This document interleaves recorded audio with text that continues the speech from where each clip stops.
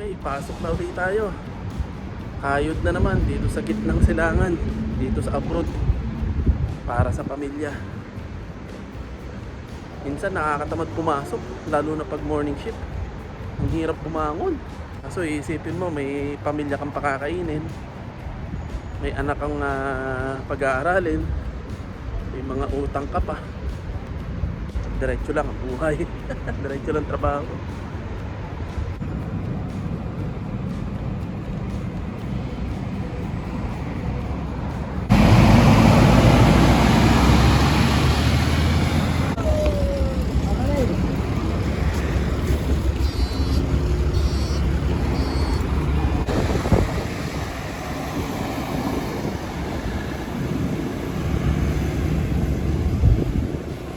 Okay, nakababa na tayo ng bus. Diretso na tayo pagpasok. Lalakad pa tayo ng malayo punta sa mall.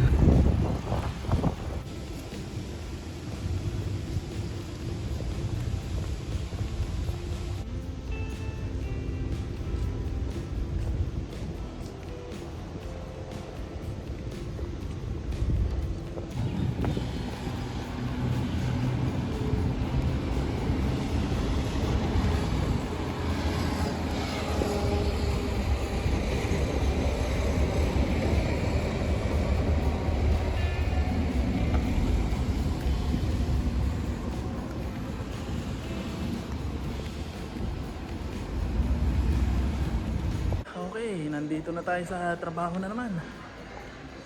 Duty na ulit tayo pero napakainit. Init. Okay, so nandito na ako sa trabaho. Mamaya na lang ulit at magtatrabaho muna tayo. Okay? See you mamaya. Okay, so nandito na ulit ako sa trabaho. As usual, duty. Medyo kokonti ang ngayon na customer. Ito ang nakakalungkot sa trabaho kapag kukunti yung customer o tahimik. Kasi syempre kailangan mo ng benta. Pag may benta, ibig sabihin may trabaho ka.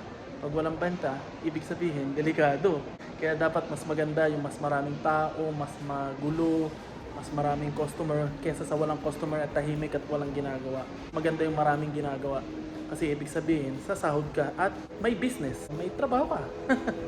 Kasi pag walang business, walang customer, wala ka ng trabaho. Kaya mas maganda yung maraming customer.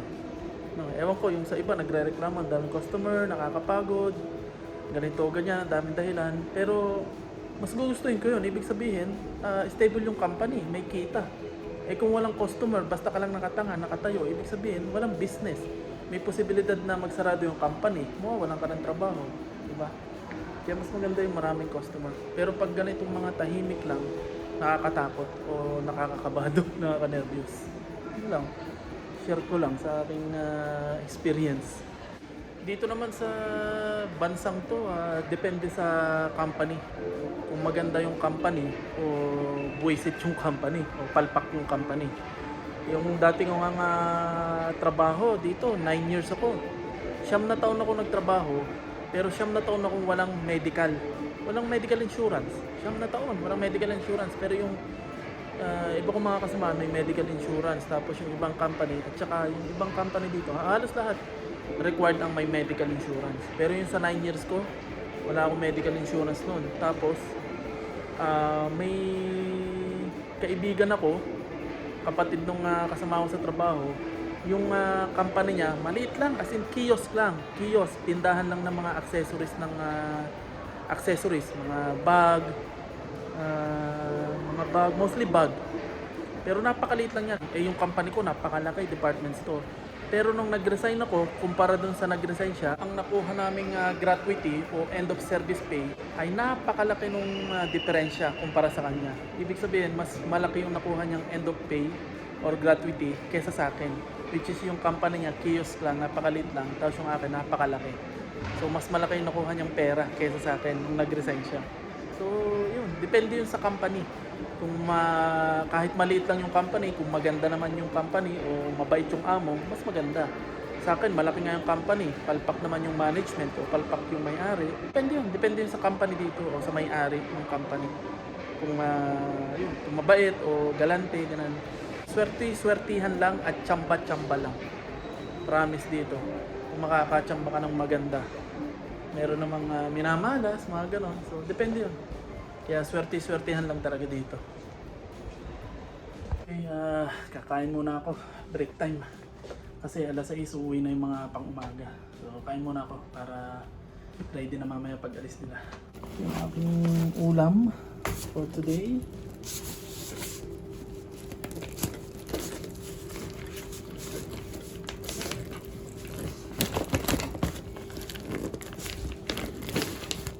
Diyan, so may saging, may sardinas, tsaka ito, at ang ating, syempre,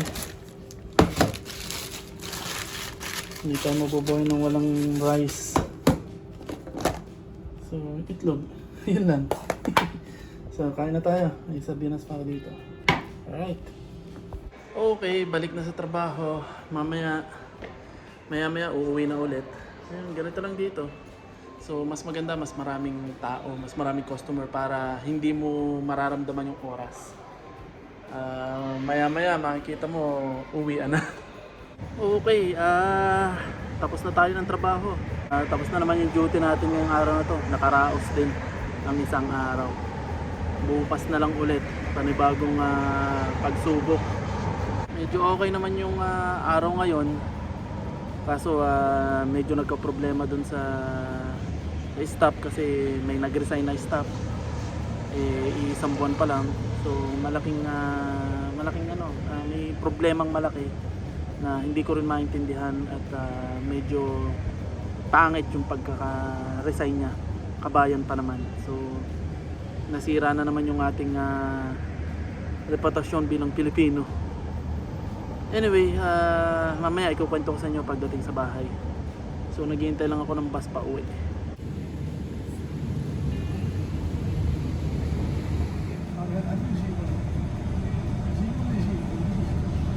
Okay, nandito na ako sa bahay. Kauwi ko lang. Pagod na naman tayo. So, ayun, medyo malungkot yung nangyari kasi nga may natanggal na staff and then may nag-resign na staff. Wala pa kaming isang buwan o isang buwan pa lang kami, July 5 lang kami nag-start. So nakakalungkot kasi masyado kong dinidibdib kasi ako yung manager, ako yung namumuno, tapos yung mga kabayan natin na natanggal at saka nag-resign, ako pa yung sinisisi. Pero hindi ko maintindihan kung bakit ako pa yung dinahilan at nandamay pa sila. Samantalang wala akong pinakitang masama sa kanila. Wala akong ipinakisamang mali sa kanila. Actually, tinulungan ko pa sila. Kaya minsan nakakayamot din ng kapwa Pilipino eh. Hindi naman lahat, pero minsan yung mga Pilipino, sila pa yung mortal mong kaaway mo, katunggali mo, maninira sa'yo at magdadala sa'yo sa pagbagsak. Kasi mali yung mga sumbong nila eh. So nagsumbong sila, nandamay pa sila na pwede akong matanggal sa trabaho. Buti na lang tiwala sa akin si Madam at saka wala naman talaga akong ginawang mali at masama. Pero nandadamay pa sila, kumbaga scapegoat nila para mawala sa kanila yung issue, para maligtas sila. Ay nako. Tapos ito, naasikaso ko na yung sa visa ni Sky ng anak ko kasi di ba na-cancel na siya dun sa visa sa unang visa, and then ngayon bagong visa na siya kasi lumipat ako ng Emirates from Dubai to Abu Dhabi. So back to start, back to zero. Inasikaso ko ulit yung kanyang visa. So malaking gastos na naman. Parehas lang na gastos. Kung yung sa unang visa niya sa Dubai umabot ng kulang-kulang na 5,000. So dito rin yung bago. At mas mahirap pa dito kasi kailangan mo ng tenancy contract, kailangan mo ng medical insurance. Sa Dubai hindi mo na kailangan ng medical insurance, hindi mo na kailangan ng tenancy contract.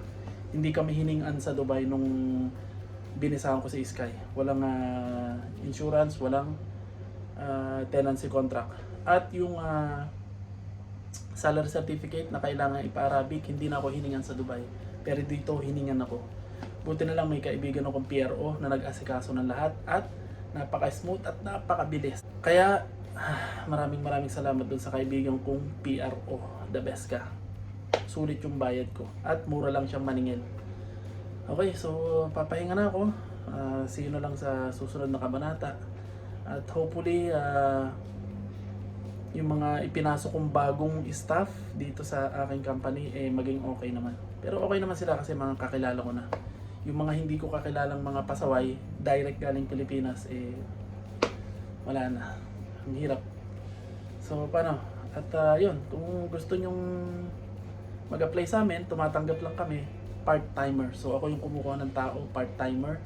Pero kailangan may sarili kayong visa. Okay? So, pwede kayong mag-apply sa amin. Sasabihin ko lang sa inyo kung magkano yung rate at paano. Okay? So, yun. Kahit paano makatulong ako sa kapwa Pilipino. So, see you na lang next time. I know you told your friend you're not okay, and tell me what's wrong.